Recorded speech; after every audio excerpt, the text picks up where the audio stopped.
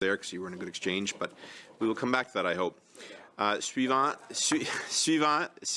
Next up, we go to Ms. Saint-Clair-Gagné remotely for 6 minutes, please. Thank you, Chair.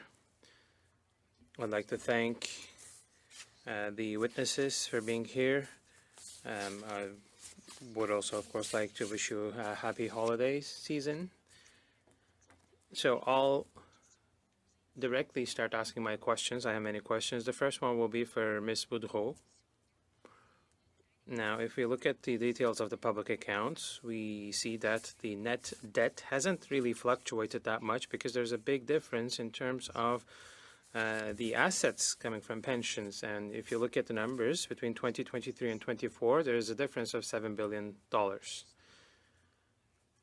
And in my riding only, Ms. Boudreau, I received within the span of a week 30 emails from civil servants who live in my riding and who are accusing the government of stealing their pension. And when you look at the numbers, you see that the government actually used some of the excess, the surplus there, and the government seems to have taken an amount that is far in excess of the amount that they have the right to manipulate. And you also mentioned this. This is one of the transactions that caused a bit of a delay in the filing of public accounts. And what is bizarre is that what caused a delay in public accounts presentation is the government who decided to go and use some of the money that is put into the system by civil servants, their contributions. So what can you please explain to us the $7 billion difference, or how much of that comes from the civil servant pension funds? Thank you very much for the question. When it comes to the $1.9 billion that I mentioned, the surplus, the non-allowed surplus, that has no impact on the consolidated public accounts of the government for March 31st, 2024. But there's a $7 billion difference when it comes to assets from the public sector pension plans, because that must explain the bulk of the difference. Well, I can get back to you with a written response, but what I can say at the moment is that the surplus, non-authorized surplus, has no impact, and people who are currently retired and who will be retiring soon will have no impact on their pensions in connection with the surplus. But that you cannot know, because you're never safe from a potential catastrophe in 5-10 years, and people who will be retiring in those time frames. Ms. Boudreau, you cannot say that. I mean, you don't have a crystal ball. You cannot really anticipate the fact that the pension system will not crumble, will not collapse. Because what level of protection does it have if you go and get money from this fund, the contributions from civil servants, public sector officials? Who made that decision, Ms. Boudreau? Well, it's a legal decision. That's but I asked who made the decision.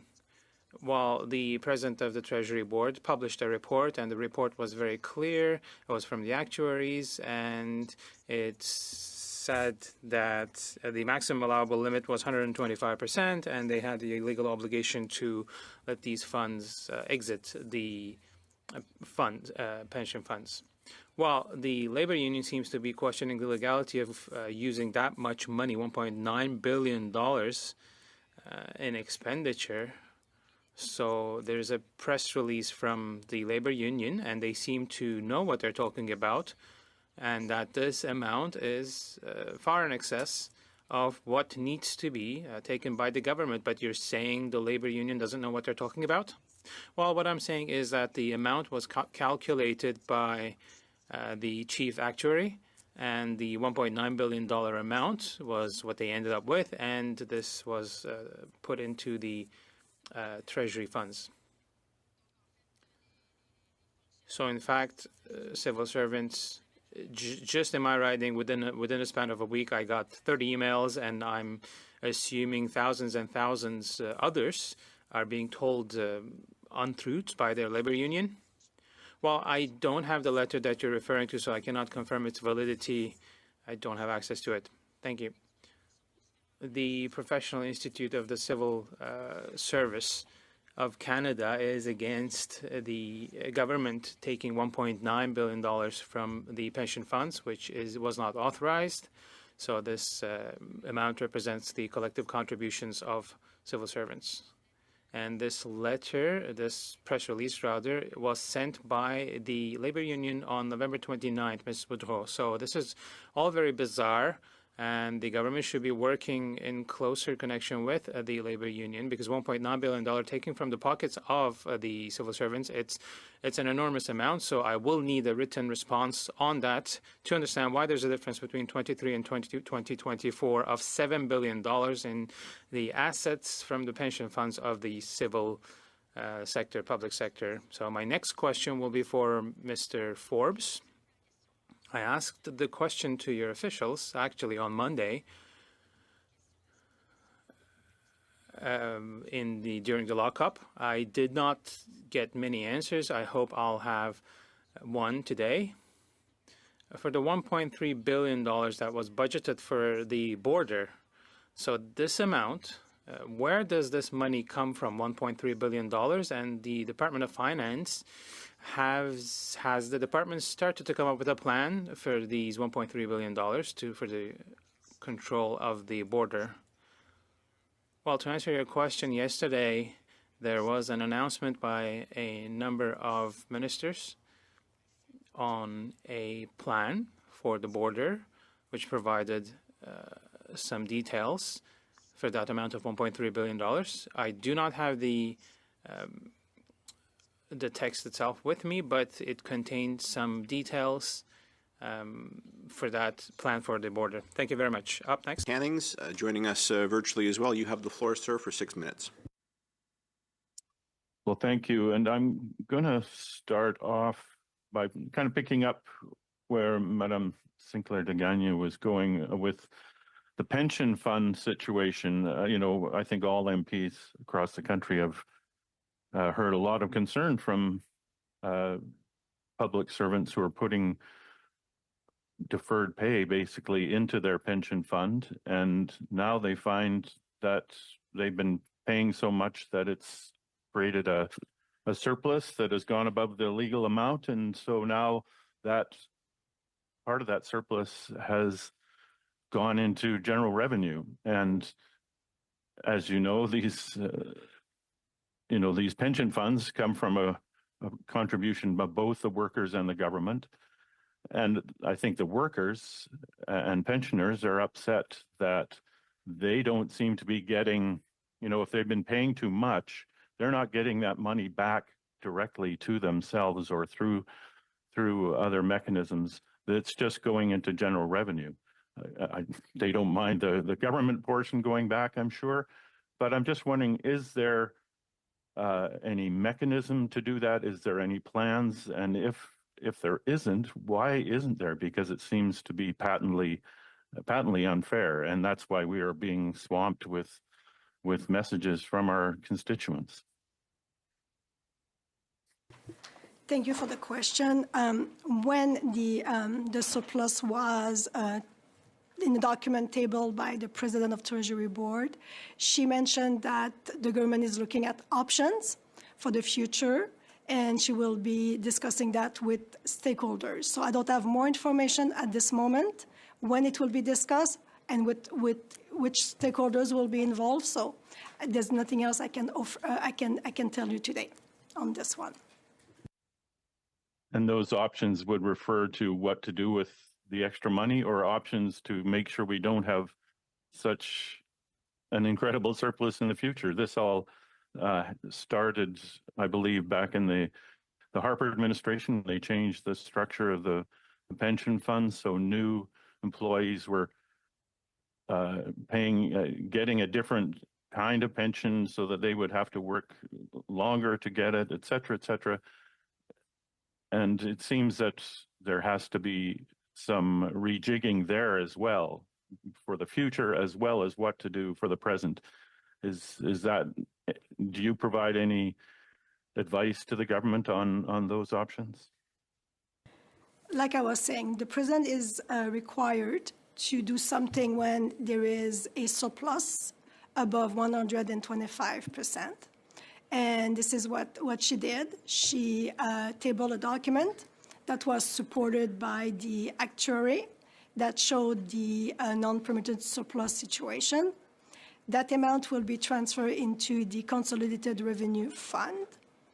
And again, some discussions will happen in the new calendar year with key stakeholders, and she will be in a position to provide more information next year. Okay, I'll move on to the statement in the public accounts that said that revenues increased by 11.7 billion. At the same time, income tax revenue decreased 0.7%, mainly due to lower corporate taxable income and income from non-residents. So if revenues from corporate taxes were down, who paid this extra $12 billion and how did they pay it? Thanks for the... Who picks up that difference? Thanks for the question. I'm not sure it's a question of difference, but just to say that different revenues grow at different paces, and we have, other large sources of revenues. Personal income taxes grew, GST revenues. We have a number of other revenue sources that grew, and so those offset the effects of the corporate tax revenue decline, and that is sort of normal in any fiscal year, that different bases will grow at different paces, just depending on the state of the economy and other developments. So do you have any sense of why corporate taxes went down? Well, I think, as we said, the growth in corporate taxable income was one piece of it. For sure, I could turn to my colleague, Ms. Dancy, who may have other information, the specific details. Oh, happy to add just a little. What we've described in the fall economic statement, Annex 1, there's a bit of a discussion about the current fiscal forecast. And, Deputy, as you've noted, there's a general slowdown in the economy, which has been facilitated to arrive at this soft landing, has resulted in just a lower corporate taxable income or profit stream than we previously had foreseen. So can you just tell me what the total revenue from corporate taxes were in the last year?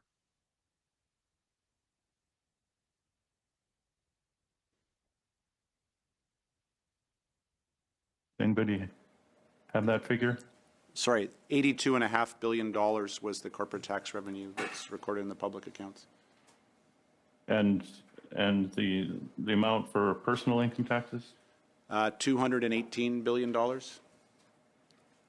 think I've got the right number. Okay, so, I think it's well known that, big corporations especially, and I'm not talking about small businesses here at all, have elaborate ways of going through loopholes to decrease their tax amount. It's been calculated that, we are losing $10 billion a year on these loopholes. Is that something that anybody here today would provide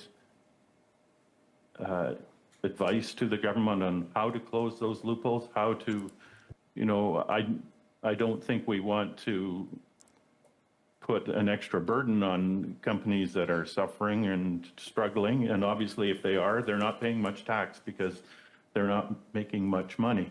But for the companies that are, Mr. Forbes, I'm going to have you're well over your time, but I'm going to have Mr. Forbes answer your question, and then we'll come back to you on this line.